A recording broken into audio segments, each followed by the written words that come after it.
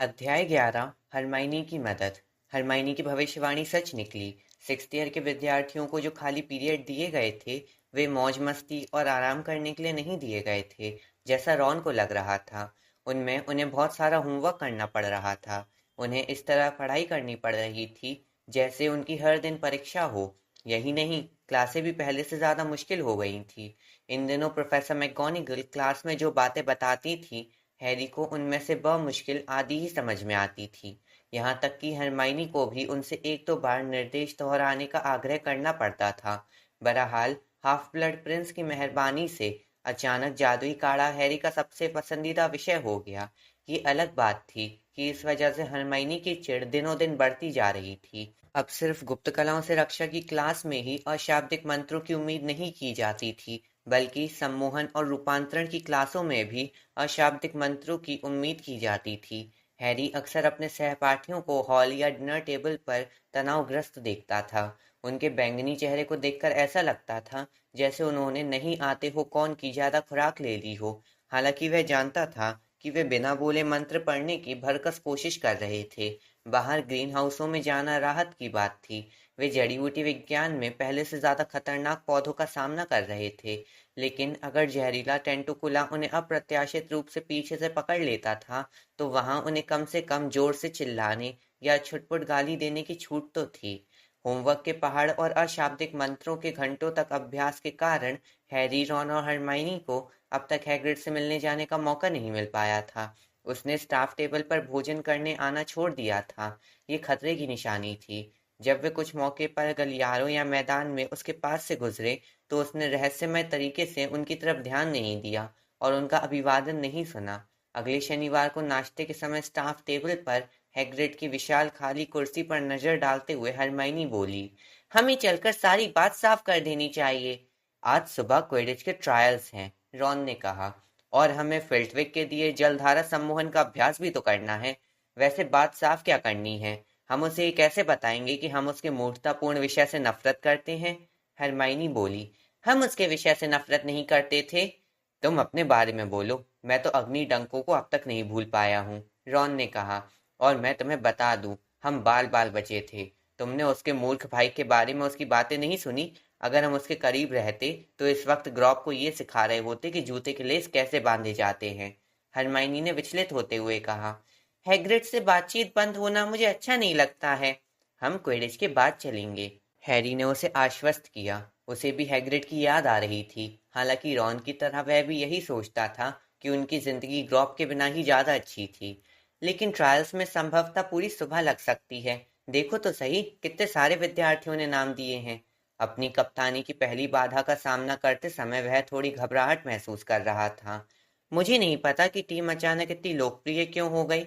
ओह छोड़ो भी Harry, Hermione अचानक अधीरता से बोली, टीम इतनी लोकप्रिय नहीं हुई है, लोकप्रिय तो तुम हो गए हो। तुम पहले कभी इतने दिलचस्प नहीं रहे और इतने आकर्षक भी नहीं रहे। रॉन के गले में हिल्सा मछली का एक बड़ा टुकड़ा अटक गया। हरमाइनी ने हैरी की तरफ मुड़ने से पहले रॉन को हिकारत से देखा। अब सभी लोग जान चुके हैं कि तुम सच बोल रहे थे, है ना? सारे जादूगर समुदाय को मानना पड़ा कि वोल्डेमॉर्ट के लौटने के बारे में तुमने सही कहा था। यही नहीं, तुम पिछले 2 सालों से उससे 2 बार लड़ चुके हो और दोनों बार बच चुके हो, और अब लोग तुम्हें चुनिंदा जादूगर कह रहे हैं। छोड़ो भी, क्या तुम ये नहीं देख सकते कि लोग तुम्हारे दीवाने क्यों हैं? हालांकि छत अब भी ठंडी और बारिश भरी दिख रही थी, लेकिन हैरी को अचानक बड़े हॉल में बहुत गर्मी लगने लगी। और तुम्हें मंत्रालय ने कितना सताया था। वे तुम्हें अस्थिर और झूठा साबित करने की कोशिश कर रहे थे। तुम अब भी वे निशान देख सकते हो जहां उस औरत ने तुमसे तुम्हारे ही खून से लिखवाया था, लेकिन तुम इसके बाद भी अपनी बात पर अड़े रहे। तुम अब भी देख सकती हो कि मंत्रालय में उस मस्तिष्क ने मुझे कहाँ पकड़ा था। देखो, रॉन ने अपनी आस्तीन हिलाते हुए कहा। और गर्मियों में तुम्हारी लंबाई भी 1 फुट बढ़ गई है, ये भी एक कारण है। हरमाइनी ने अपनी बात पूरी की और रॉन को नजरअंदाज कर दिया। मैं भी तो लंबा हो गया हूँ, रॉन ने कहा, लेकिन उसकी बात किसी ने नहीं सुनी। उल्लू डाक लेकर आ गए। बाहर हो रही बारिश के कारण अंदर आते समय वे सब पर पानी की बौछार करते जा रहे थे। आजकल ज्यादातर विद्यार्थियों के पास सामान्य से ज्यादा चिट्ठियां आ रही थीं। चिंतित माता-पिता अपने बच्चों के हालचाल जानने के लिए उतावले थे और बदले में उन्हें ये तसल्ली देना चाहते थे कि घर पर सब कुछ ठीक-ठाक चल रहा था। टर्म शुरू होने के बाद से हैरी को अब तक कोई चिट्ठी नहीं मिली थी। जो आदमी उसे नियमित रूप से चिट्ठियां लिखता था, वह मर चुका था। हालांकि उसे उम्मीद थी कि ल्यूपिन कभी-कभार चिट्ठी लिख सकते हैं, लेकिन अब तक उसे इस मामले में निराशा ही हाथ लगी थी। इसीलिए वह भूरे उल्लू के बीच बर्फ की तरह सफेद हेडविग को चक्कर काटते देखकर बहुत हैरान हुआ। वह एक बड़ा चौकोर पैकेट लेकर उसके सामने उतरी। एक पल बाद उसी तरह का एक पैकेट रॉन के सामने आ गया। हालांकि उसका छोटा और थका हुआ उल्लू पैकेट के बोझ तले दबता दिख रहा था।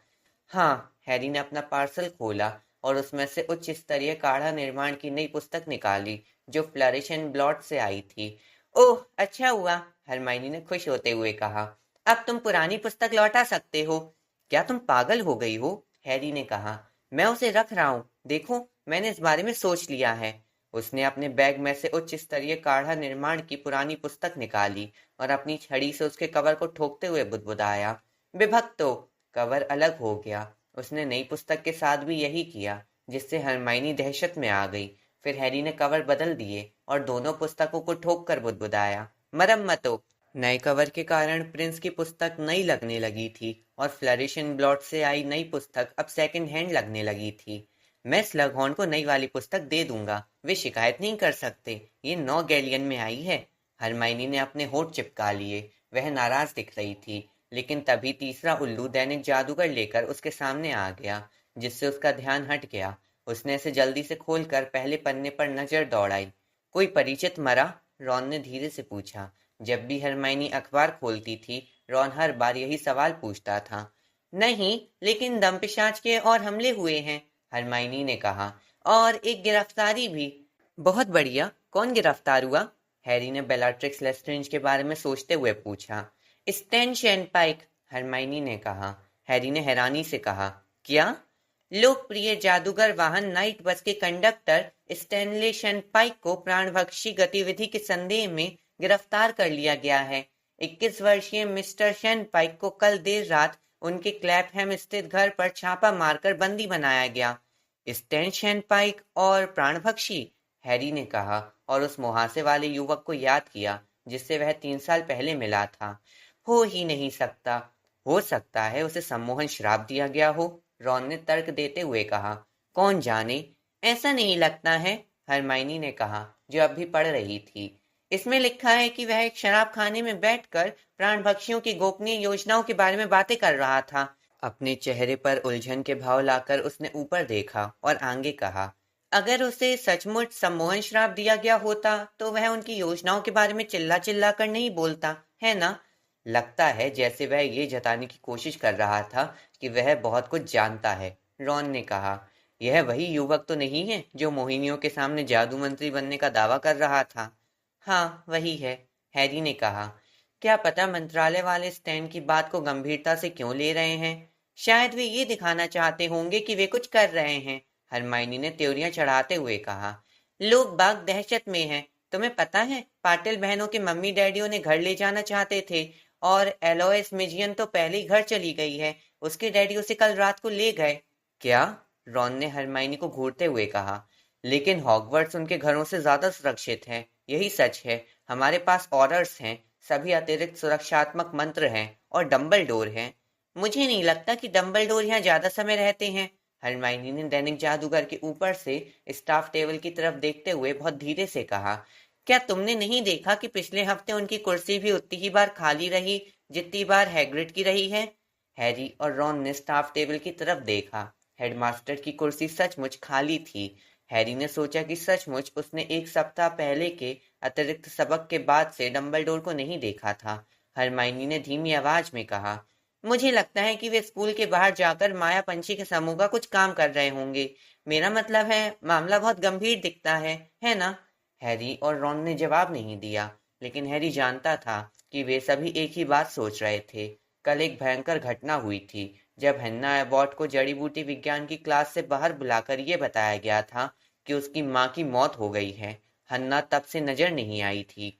जब वे 5 मिनट बाद गरुड़द्वार की टेबल छोड़कर क्विडिच पिच की तरफ बढ़े तो लेवेंडर ब्राउन और पार्वती पाटिल के पास से गुजरे। हैरी को हरमाइनी की बात याद आई कि पाटिल बहनों के मम्मी डैडी उन्हें हॉगवर्ट्स से ले जाना चाहते हैं, इसलिए उसे ये देखकर हैरानी नहीं हुई कि दोनों अच्छी सहेलियां दुखी मन से गहरी बातचीत में डूबी थीं। उसे तो ये देखकर हैरानी हुई जब रॉन उनके पास पहुंचा तो पार्वती ने अचानक लेवेंडर को कोहनी मारी और लेवेंडर रॉन की तरफ देखकर जोरदार ढंग से मुस्कुराई। रॉन ने उसकी तरफ देखकर पलकें मिचमिचाईं, फिर वह भी अनिश्चितता से मुस्कुरा दिया। उसकी चाल अचानक मतवाली हो गई। हैरी का हंसने का मन हो रहा था, लेकिन उसने अपनी इस इच्छा को दबा लिया। उसे याद था कि जब मैल्फॉय ने हैरी की नाक तोड़ी थी तो रॉन भी नहीं हंसा था। बहरहाल इसके बाद हरमाइनी का व्यवहार ठंडा हो गया और वह ठंडी धुंध भरी बूंदाबांदी में स्टेडियम तक दूर दूर ही रही। वह रॉन को गुड लक कहे बिना दर्शक दीर्घा की तरफ चली गई। जैसी हैरी को उम्मीद थी, ट्रायल्स में ज्यादातर सुबह लग गई। लगभग आधा गरुड़द्वार हाउस वहां आ गया था। उनमें फर्स्ट ईयर के विद्यार्थी थे जो स्कूल की पुरानी झाड़ुओं को घबराकर पकड़े हुए थे। सेवेंथ ईयर के विद्यार्थी भी थे जो बाकी विद्यार्थियों से लंबे और डरावने दिख रहे थे। सेवेंथ ईयर के विद्यार्थियों में तार जैसे बालों वाला वह बड़ा लड़का भी था जिसे हैरी ने हॉगवर्ट्स एक्सप्रेस में देखा था। हम लोग ट्रेन में मिल चुके हैं, स्लगहॉर्न के कंपार्टमेंट में, उसने आत्मविश्वास से कहा और हैरी से हाथ मिलाने के लिए भीड़ से बाहर आया। कॉर्मैक मैकलेगन, कीपर, हैरी ने पूछा। तुमने पिछले साल ट्रायल्स नहीं दिए थे, है ना? मैकलेगन की चौड़ाई को देखते हुए हैरी सोच रहा था कि वह बिना हिले ही गोल के तीनों रिंगों को ढक सकता है। मैं ट्रायल्स के समय अस्पताल में था, मैकलेगन ने थोड़ी शेखी बघाड़ते हुए कहा। मैंने एक शर्त जीतने के लिए नन्हे पिशाचों के 1 पौंड अंडे खा लिए थे। अच्छा, हैरी ने कहा। देखो, अब तुम वहां इंतजार करो। उसने पिच के कोने की तरफ इशारा किया जिसके पास हरमाइनी बैठी थी। मैकलेगन के चेहरे पर चिढ़ का भाव आ गया। हैरी को लगा कि स्लगहॉर्न क्लब में शामिल होने के कारण शायद मैकलेगन उससे विशिष्ट व्यवहार की उम्मीद कर रहा होगा। हैरी ने एक प्राथमिक परीक्षण से शुरुआत करने का फैसला किया। उसने सभी इच्छुक खिलाड़ियों से कहा कि वे 10-10 के समूह में पिच के चारों तरफ उड़ें। ये अच्छा निर्णय था। पहले 10 विद्यार्थी फर्स्ट ईयर के थे और तत्काल ही ये स्पष्ट हो गया कि वे शायद पहले कभी झाड़ुओं पर उड़े ही नहीं थे। सिर्फ एक ही लड़का थोड़ी ज्यादा देर तक हवा में रह पाया और वह इस बात से इतना हैरान हुआ कि तत्काल एक गोल पोस्ट से टकरा गया। दूसरे समूह में 10 मूर्ख लड़कियां थीं। हैरी ने आज तक उनसे ज्यादा मूर्ख लड़कियां नहीं देखी थी। उसके सीटी बजाते ही वे एक दूसरे का हाथ पकड़कर खीखी करने लगी। उनमें रोमेल्डा वेन भी थी। जब हैरी ने उनसे पिच से जाने को कहा तो वे खुशी खुशी जाकर दर्शक दीर्घाओं में बैठ गई और बाकी सबकी हंसी उड़ाने लगी। तीसरा समूह पिच पर आधी दूरी तक जाकर आपस में टकरा गया। चौथे समूह के ज्यादातर लोग बिना झाड़ुओं के आए थे। पांचवा समूह मेहनतकश के विद्यार्थियों का था। अगर गरुड़द्वार के अलावा दूसरे हाउस का कोई और खिलाड़ी हो, हैरी गरजा, जिसे अब सचमुच गुस्सा आने लगा था, तो वह मेहरबानी करके यहाँ से चला जाए। एक पल के लिए खामोशी छा गई। फिर चीलघात की 2 लड़कियां जोर जोर से हंसती हुई पिच से भागती हुई चली गईं। काफी शिकायतें हुई और विद्यार्थी झल्लाते रहे। कॉमेट 62 की टक्कर हुई और कई दांत टूटे। बहरहाल 2 घंटे बाद हैरी 3 धावकों को चुनने में कामयाब हो गया। केटी बेल, जो उत्कृष्ट ट्रायल देने के बाद टीम में दोबारा लौट आई थी। नई खोज डेमेल्जा रॉबिन्स, जो पहलवानों से बचने में खास तौर पर माहिर थी, और जिनी वीजली, जो बाकी सबसे ज्यादा आगे तक उड़ी थी और उसने 17 गोल किए थे। हालांकि हैरी अपने चुनाव से खुश था, लेकिन उसे कई शिकायत करने वालों पर जोर जोर से चिल्लाना पड़ा। बाद में उसे अस्वीकृत मारकों के साथ भी इसी तरह का संघर्ष करना पड़ा। उसने गरजते हुए कहा, ये मेरा आखिरी फैसला है और अगर तुम लोग कीपर्स का ट्रायल नहीं होने देते हो तो मैं तुम पर मंत्र मार दूंगा। उसके चुने हुए दोनों मारकों में से कोई भी फ्रेड और जॉर्ज जितना माहिर तो नहीं था, लेकिन वह उनसे संतुष्ट था। जिमी पीक्स नाटा लेकिन चौड़े सीने वाला 3rd ईयर का विद्यार्थी था। उसने तेजी से एक पहलवान मारकर हैरी के सिर के पिछले हिस्से में अंडे के आकार का घूमड़ उठा दिया था। रिची कूट गंदा दिखता था, लेकिन उसका निशाना अच्छा था। अब चुने हुए खिलाड़ी दर्शक दीर्घा में जाकर केटी, डिमेल्जा और जिनी के पास खड़े हो गए तथा टीम के आखिरी सदस्य का चुनाव देखने लगे। हैरी ने जानबूझकर कीपर्स का ट्रायल आखिर में रखा था। वह सोच रहा था कि तब तक स्टेडियम खाली हो जाएगा और तनाव कम रहेगा। बहरहाल दुर्भाग्य से सभी नाकामयाब खिलाड़ी स्टेडियम में ही बैठे रहे। इसके अलावा देर से नाश्ता करके आने वाले विद्यार्थियों के कारण दर्शकों की भीड़ अब पहले से भी ज्यादा हो चुकी थी। जब कीपर का कोई भी उम्मीदवार उड़कर रिंग के पास जाता था, तो भीड़ शोर मचाने के साथ भी हूटिंग करने लगती थी। हैरी ने रॉन की तरफ देखा, जो ऐसे मौकों पर घबरा जाता था। हैरी को उम्मीद थी कि पिछले टर्म में आखिरी मैच जीतने से उसकी हालत सुधर गई होगी, लेकिन ऐसा नहीं हुआ था। रॉन का चेहरा अब भी हरा था। पहले 5 विद्यार्थी 2 से ज्यादा गोल नहीं बचा पाए। हैरी को बड़ी निराशा हुई जब कॉर्मैक मैकलेगन ने 5 में से 4 पेनल्टी बचा लीं। बहरहाल आखिरी पेनल्टी में उसने एकदम गलत दिशा में छलांग लगा दी। भीड़ हंसने लगी और हूटिंग करने लगी। मैकलेगन दांत किटकिटाता हुआ जमीन पर लौट आया। जब रॉन अपनी क्लीन स्वीप 11 झाड़ू पर चढ़ा, तो ऐसा लग रहा था जैसे वह बेहोश होकर गिरने वाला हो। Good luck! दर्शक दीर्घाओं से एक आवाज आई। हैरी ने मुड़कर देखा। उसे उम्मीद थी कि ये आवाज हरमाइनी की होगी, लेकिन यह तो लैवेंडर ब्राउन की थी। हैरी अपने हाथों में अपना चेहरा छिपाना चाहता था, जैसा लैवेंडर ने एक पल बात किया, लेकिन उसने सोचा कि कप्तान होने के नाते उसे थोड़ी ज्यादा हिम्मत दिखानी चाहिए। इसलिए वह रॉन का ट्रायल देखने के लिए मुड़ गया, लेकिन उसे चिंता करने की कोई जरूरत नहीं थी। रॉन ने लगातार 1, 2, 3, 4, 5 पेनल्टी बचा ली। हैरी बहुत खुश हुआ और भीड़ की तरह तालियां बजाने से खुद को मुश्किल से रोक पाया। फिर वह मैकलेगन को ये बताने के लिए मुड़ा कि दुर्भाग्य से रॉन ने उसे हरा दिया था। उसने पाया कि मैकलेगन का लाल चेहरा उसके चेहरे से बस कुछ इंच ही दूर था। हैरी जल्दी से पीछे हट गया। उसकी बहन ने दरअसल कोशिश ही नहीं की, मैकलेगन ने खतरनाक अंदाज में कहा। उसके माथे की एक नस उसी तरह फड़क रही थी जिस तरह हैरी ने वर्नन अंकल के माथे की नस को अक्सर फड़कते देखा था। उसने उसे आसानी से बचा लेने दिया। बकवास! हैरी ने ठंडेपन से कहा। उसे रोकने में ही उसे सबसे ज्यादा मुश्किल आई थी। मैकलेगन हैरी के एक कदम पास गया, जो इस बार अपनी जगह पर ही खड़ा रहा। मुझे एक और मौका दो। नहीं, हैरी ने कहा।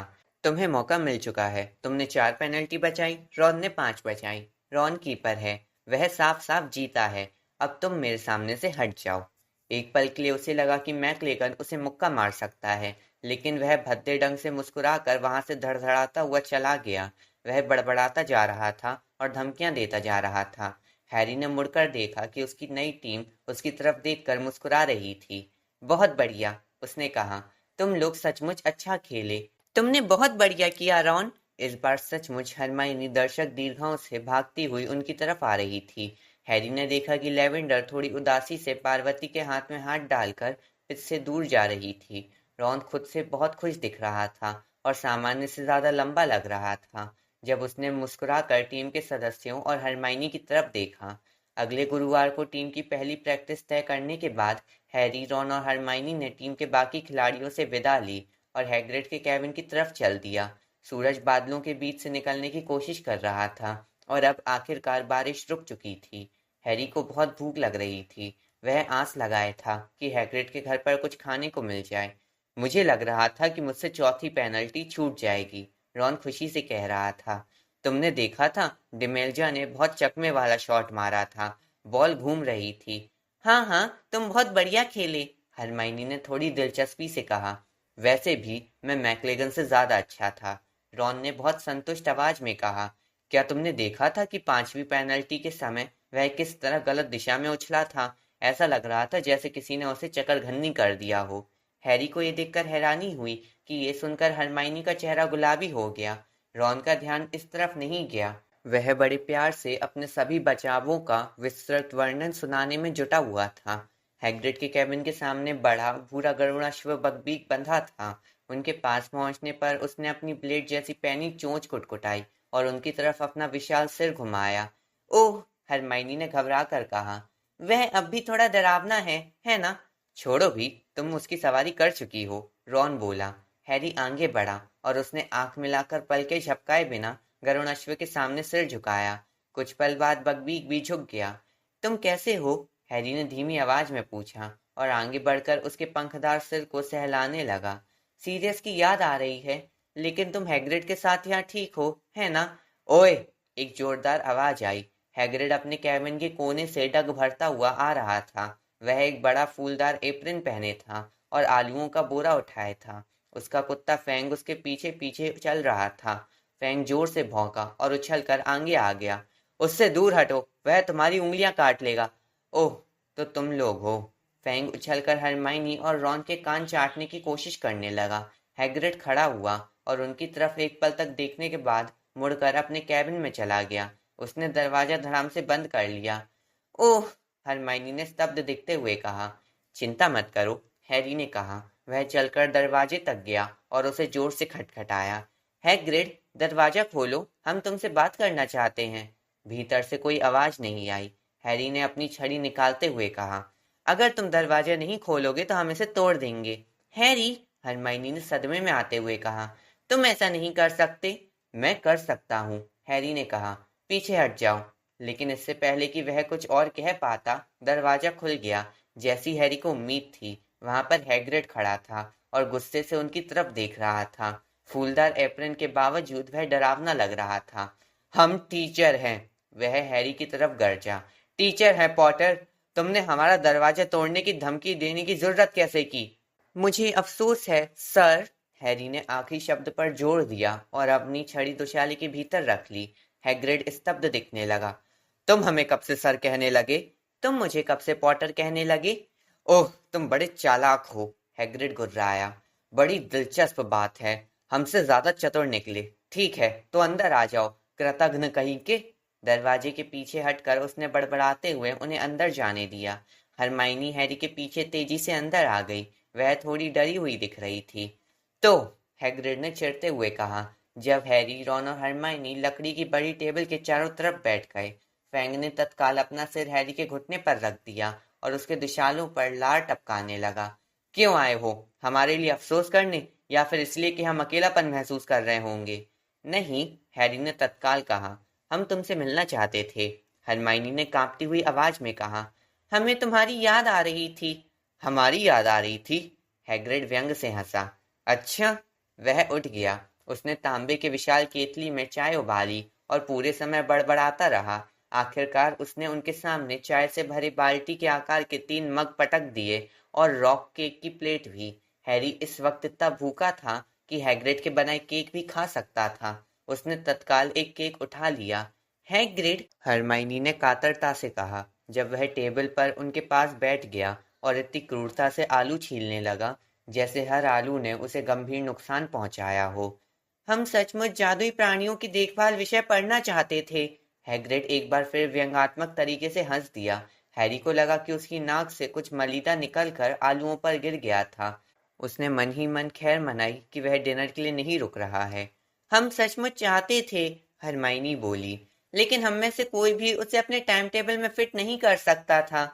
हाँ ठीक है, हैग्रिड ने एक बार फिर कहा। एक अजीब सी फच-फच की आवाज आई और उन सभी ने चारों तरफ देखा।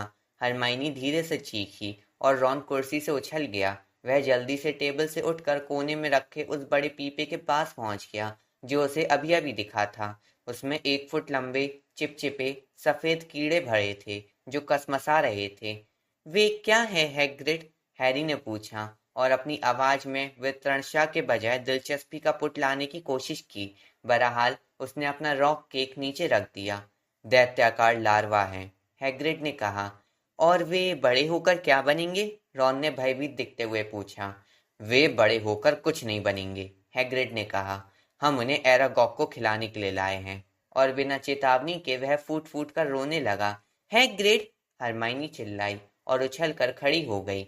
लार्वा के पीपे से ज्यादा दूरी बनाने के लिए वह टेबल की दूसरी ओर से निकली। उसने हैग्रिड के हिलते कंधे पर बांह डालते हुए पूछा, क्या हुआ? वह, हैग्रिड ने थूक गटका और उसकी बीटल जैसी काली आंखें आंसुओं से भरी थीं जब उसने एप्रन से अपना चेहरा पोंछा। हमें लगता है कि एरागॉग मर रहा है। वह पूरी गर्मी भर बीमार रहा और ठीक नहीं हो रहा है। हम नहीं जानते कि हम क्या करेंगे अगर वह हम इतने लंबे समय से साथ हैं। हरमाइनी ने हैग्रिड का कंधा थपथपाया। ऐसा लग रहा था जैसे उसे समझ में नहीं आ रहा था कि क्या करे। हैरी जानता था कि वह कैसा महसूस कर रही होगी। वह जानता था कि हैग्रिड ने एक छोटे दुष्ट ड्रैगन को टेडी बियर का तोहफा दिया था। हैरी ने उसे दैत्याकार डंक वाले बिच्छुओं से लाड़ करते देखा था। उसने उसके दुष्ट सौतेले दानव भाई के मामले में उससे तर्क करने की कोशिश की थी, लेकिन यह सबसे अबूझ दैत्याकार शौक था। बोलने वाला दैत्याकार मकड़ा एरागॉग, जो अंधेरे जंगल की गहराई में रहता था और जिससे हैरी तथा रॉन 4 साल पहले बाल बाल बचे थे। क्या क्या हम कुछ कर सकते हैं? हरमाइनी ने रॉन के इशारे को नजरअंदाज करते हुए पूछा। तुम कुछ नहीं कर सकती हरमाइनी, हैग्रिड ने अपने आंसुओं की बाढ़ को रोकने की कोशिश करते हुए कहा। देखो, बाकी की प्रजाति, एरागॉग का परिवार, उसके बीमार होने के बाद से वे थोड़े अजीब हो रहे हैं, थोड़े हिंसक हो रहे हैं। हाँ, मुझे लगता है कि हमने उनका वह रूप देखा था, रॉन ने दबी आवाज में कहा। हमें नहीं पता कि हमारे अलावा किसी का वहां जाना सुरक्षित रहेगा। हैग्रिड ने अपनी बात पूरी की और अपनी नाक एप्रन पर सिकुड़कर ऊपर देखा। हमें मदद का प्रस्ताव रखने के लिए धन्यवाद, हरमाइनी, हमारे लिए बहुत मायने रखता है। उसके बाद माहौल काफी कुछ हल्का हो गया। हालांकि हैरी या रॉन ने एक हत्यारे दैत्याकार मकड़े को विशाल लार्वा खिलाने की कोई इच्छा जाहिर नहीं की थी, लेकिन हैग्रिड ने यह मान लिया कि वे ऐसा करना चाहते होंगे। इसके बाद वह फिर हमेशा जैसा व्यवहार करने लगा। अर हम जानते थे कि तुम्हें अपने टाइम टेबल में हमारा विषय रखने में मुश्किल आएगी, उसने रूखेपन से कहा और उनके मग में दोबारा चाय भरी। भले ही तुम लोग काल परिवर्तक के लिए आवेदन देते, हम ऐसा नहीं कर सकते थे, हरमाइनी ने कहा। जब हम गर्मियों में मंत्रालय गए थे तो हमने वहां के सारे काल परिवर्तक तोड़ डाले थे। इसकी खबर दैनिक जादूगर में छपी थी, हैग्रिड बोला। तब तो तुम ये काम किसी तरीके से नहीं कर सकते थे। हमें अफसोस है कि हमने ऐसा, तुम जानते हो, हमें एरागॉग की चिंता थी और हम सोच रहे थे कि अगर प्रोफेसर ग्रबली प्लैंक तुम लोगों को पढ़ा रही होती तो तुम शायद। इस पर तीनों ने कई चीजें गिनाते हुए साफ झूठ बोल दिया कि हैग्रिड की जगह कई बार पढ़ाने वाली प्रोफेसर ग्रबली प्लैंक बहुत बुरी टीचर थी। इसका परिणाम ये हुआ कि जब हैग्रिड ने शाम के धुंधलके में उनसे हाथ मिलाकर विदा किया तो वह बहुत खुश नजर आ रहा था। मैं भूख से मरा जा रहा हूँ, हैरी ने कहा जब वे हैग्रिड के घर से निकलकर तेजी से अंधेरे और वीरान मैदान में चलने लगे। उसने रॉक केक को खाने की कोशिश तब छोड़ दी जब उसके पीछे वाले दांत से खतरनाक कट की आवाज आई थी। और मुझे आज रात को स्नेप के पास जाकर सजा भी काटनी है। मेरे पास डिनर के लिए ज्यादा समय नहीं बचा है। जैसे ही वे महल में पहुंचे, उन्हें कॉर्मेक मैकलेगन बड़े हॉल में दाखिल होता दिखा। वह दूसरी कोशिश में दरवाजे से अंदर घुस पाया। पहली बार तो वह फ्रेम से टकरा गया था। रॉन संतुष्टि से हंसकर हॉल में उसके पीछे पीछे चला गया, लेकिन हैरी ने हरमाइनी का हाथ पकड़कर उसे रोक लिया। क्या? हरमाइनी ने रक्षात्मक तरीके से कहा। हैरी ने धीरे से कहा, देखो, मैकलेगन को देखकर लगता है कि किसी ने उस पर चकरघंटी श्राप मार दिया है और स्टेडियम में जहां तुम बैठी थी वहां वह तुम्हारे ठीक सामने खड़ा था। हरमाइनी का चेहरा लाल हो गया। ओह, ठीक है, ये मैंने ही किया था, उसने फुसफुसा कर कहा। लेकिन तुमने सुना नहीं वह पूरे रास्ते रॉन और जिनी के बारे में क्या बोल रहा था? वैसे भी उसका गुस्सा बहुत तेज है। तुमने देखा था जब उसे टीम में नहीं लिया गया तो उसने कैसी प्रतिक्रिया की थी। तुम ऐसे व्यक्ति को टीम में कैसे ले सकते थे? नहीं, मैं नहीं लेता, हैरी ने कहा।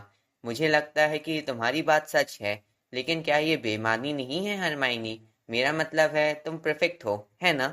जब हैरी मुस्कुराने लगा तो हरमाइनी ने उसे झिड़क दिया। ओह, चुप रहो। तुम दोनों क्या कर रहे हो? रॉन ने पूछा, जो बड़े हॉल से वापस लौटकर दरवाजे पर खड़ा हो गया था और उन्हें शक भरी निगाहों से देख रहा था।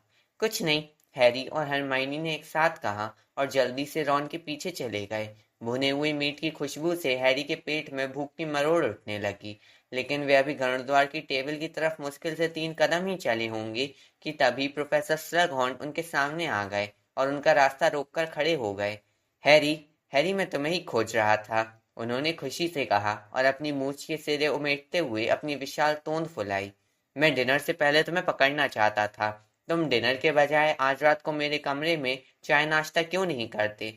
हम एक छोटी सी पार्टी कर रहे हैं जिसमें कुछ उभरते सितारे आएंगे। मैंने मैकलेगन को बुला लिया है और जेमिनी को भी और प्यारी मेलिंडा बॉबिन को भी। मुझे नहीं पता तुम उसे जानते हो या नहीं। उसके परिवार की एक बड़ी औषधि विक्रीय चेन है और जाहिर है मुझे उम्मीद है कि मिस ग्रेंजर भी मेहरबानी करके उस पार्टी में आएंगी। स्लगहॉर्न ने अपनी बात खत्म करते हुए हरमाइनी की तरफ देखकर हल्के से सिर झुकाया। ऐसा लग रहा था जैसे उनके लिए रॉन वहां था ही नहीं। स्लगहॉर्न ने उसकी तरफ देखना भी जरूरी नहीं समझा। मैं नहीं आ सकता प्रोफेसर, हैरी ने तत्काल कहा। मुझे प्रोफेसर स्नेप के साथ सजा काटनी है। ओह, स्लगहॉर्न ने कहा और उनका चेहरा मजाकिया ढंग से लटक गया। ओह हैरी, मुझे तो तुम्हारे आने का पूरा भरोसा था। अच्छा, तो मैं सिविलियस से बात करके उसे स्थिति समझा देता हूँ। मुझे यकीन है वह तुम्हारी सजा किसी और दिन रखने के लिए तैयार हो जाएगा। हाँ, मैं तुम दोनों से बाद में मिलता हूँ। वे हॉल में से तेजी से निकल गए। जिस पल स्लगहॉर्न दूर पहुंचे, हैरी बोला, स्नेप के तैयार होने का तो सवाल ही नहीं उठता। उनकी सजा एक बार पहले ही टल चुकी है। उन्होंने डंबलडोर के लिए कर दिया था, लेकिन वे किसी और के लिए ऐसा हरगिज नहीं करेंगे। हरमाइनी ने चिंता से कहा। ओह, काश तुम साथ चलते। मैं अकेली नहीं जाना चाहती। हैरी जानता था कि वह मैकलेगन के बारे में सोच रही थी। मुझे नहीं लगता कि तुम अकेली रहोगी। शायद जिनी को भी आमंत्रित किया गया होगा, रॉन ने ताना मारते हुए कहा, जिसे इस बात का बुरा लगा था कि स्लगहॉर्न ने उसे नजरअंदाज कर दिया था। डिनर के बाद वे गरुड़द्वार टावर की तरफ चल दिए। गरुड़द्वार का हॉल काफी भरा हुआ था, क्योंकि ज्यादातर विद्यार्थी डिनर खत्म करके आ चुके थे। बहरहाल उन्हें एक खाली टेबल मिल गई और वे उस पर बैठ गए। रॉन स्लगहॉर्न के साथ हुई मुठभेड़ के बाद से ही बुरे मूड में था। वह अपने हाथ बांधकर और त्योरियां चढ़ाकर छत की तरफ देखता रहा। हरमाइनी ने संध्याकालीन जादूगर की प्रति उठा ली, जो कोई कुर्सी पर छोड़ गया था। कोई नई खबर? हैरी ने कहा। नहीं तो। हरमाइनी ने अखबार खोला और उसके अंदर के पन्नों पर सरसरी निगाह डाली। ओह हाँ, देखो तुम्हारे डैडी के बारे में खबर है रॉन। वे बिल्कुल ठीक हैं। उसने जल्दी से जोड़ दिया, क्योंकि रॉन दहशत में उसकी तरफ घूम गया था। इसमें तो बस ये लिखा है कि उन्होंने मैल्फॉय के घर पर छापा मारा था। प्राणभक्षी के निवास पर मारे गए दूसरे छापे में कुछ नहीं मिला। नकली रक्षात्मक मंत्र और हानिकारक वस्तु खोज एवं जब्ती कार्यालय के प्रमुख आर्थर वीजली का कहना है कि उनके दल ने एक विश्वसनीय सुराग के आधार पर छापा मारा था। हाँ, वह सुराग मैंने ही दिया था, हैरी ने कहा। मैंने उन्हें किंग्स क्रॉस स्टेशन पर मैल्फॉय और उस चीज के बारे में बताया था जो मैल्फॉय बॉर्गियन से सुधरवाना चाहता था। देखो, अगर ये उसके घर पर नहीं है तो वह जरूर उस चीज को अपने साथ हॉगवर्ट्स ले आया होगा। लेकिन वह ऐसा कैसे कर सकता है हैरी? हरमाइनी ने कहा और हैरानी के साथ अखबार नीचे रख दिया। जब हम आए थे तो हम सबकी तलाशी हुई थी, है ना? अच्छा, हैरी ने हैरानी से कहा। मेरी तो नहीं हुई थी। ओह नहीं, जाहिर है तुम्हारी नहीं हुई थी। मैं भूल गई थी कि तुम देर से आए थे। जब हम प्रवेश हॉल में दाखिल हुए थे तो फिल्च ने हम सबके शरीर पर खुफिया संवेदन सूचक घुमाए थे। कोई भी शैतानी वस्तु होती तो पकड़ में आ जाती। मुझे पता है कि क्रैब के पास सिकुड़ा हुआ हाथ था जिसे जब्त कर लिया गया था। ऐसे में मैल्फॉय कोई भी खतरनाक चीज नहीं ला सकता था। हैरी एक पल के लिए अवाक होकर जिनी वीसली को अर्नोल्ड नाम के पिग्मी पफ से खेलते देखता रहा। फिर उसने इस आपत्ति के बावजूद एक रास्ता खोज ही लिया। तो किसी ने उसे उल्लू से भेजा होगा, उसने कहा। उसकी माँ या किसी और ने? सभी उल्लुओं की जांच हो रही है, हरमाइनी बोली। जब फिल्च हमारे शरीर पर खुफिया संवेदन सूचक फेर रहा था तो उसने हमें बताया था। इस बार हैरी सचमुच कुछ नहीं कह पाया। उसे समझ में नहीं आया कि वह आगे क्या कह सकता है। ऐसा कोई तरीका नहीं दिख रहा था जिससे मैल्फॉय स्कूल के अंदर किसी खतरनाक चीज या शैतानी वस्तु को ला सकता था। उसने आशा से रॉन की तरफ देखा, जो अपनी बाहें बांधकर बैठा था और लेवेंडर ब्राउन को घूर रहा था। क्या तुम किसी ऐसे तरीके के बारे में सोच सकते हो जिससे मैल्फॉय? ओह छोड़ो भी हैरी, रॉन ने कहा। हैरी ने आवेश में आते हुए कहा, सुनो, ये मेरी गलती नहीं है कि स्लगहॉर्न ने अपनी मूर्खतापूर्ण पार्टी में हरमाइनी और मुझे आमंत्रित किया है। तुम जानते हो, हम दोनों ही वहां नहीं जाना चाहते हैं। रॉन खड़े होते हुए बोला, देखो, चूंकि मुझे पार्टी में नहीं बुलाया गया है, इसलिए मुझे लगता है कि मुझे सोने जाना चाहिए। वह पैर पटकते हुए लड़कों के कमरे की तरफ जाने वाले दरवाजे तक गया। हैरी और हरमाइनी ने उसे जाते हुए देखा। हैरी, नई धावक डिमेल्जिया रॉबिन्स ने अचानक पीछे से आते हुए कहा, मैं तुम्हारे लिए एक संदेश लाई हूँ। प्रोफेसर स्लगहॉर्न का, हैरी ने उम्मीद से बैठते हुए कहा। नहीं, प्रोफेसर स्नेप का, डिमेल्जा ने कहा। हैरी का दिल डूब गया। वे कहते हैं कि तुम्हें अपनी सजा काटने के लिए आज रात को 8:30 बजे उनके ऑफिस में आना है। और चाहे तुम्हें कितनी ही पार्टियों के आमंत्रण मिले हो, और उन्होंने कहा है कि तुम्हें सड़े हुए फ्लावर वर्म्स को अच्छे फ्लावर वर्म्स से अलग करना होगा ताकि काढ़ों में उनका उपयोग किया जा सके। और उन्होंने कहा है कि सुरक्षा दस्ताने लाने की कोई जरूरत नहीं है। ठीक है, हैरी ने गंभीरता से कहा। बहुत बहुत धन्यवाद, डिमेल्जा।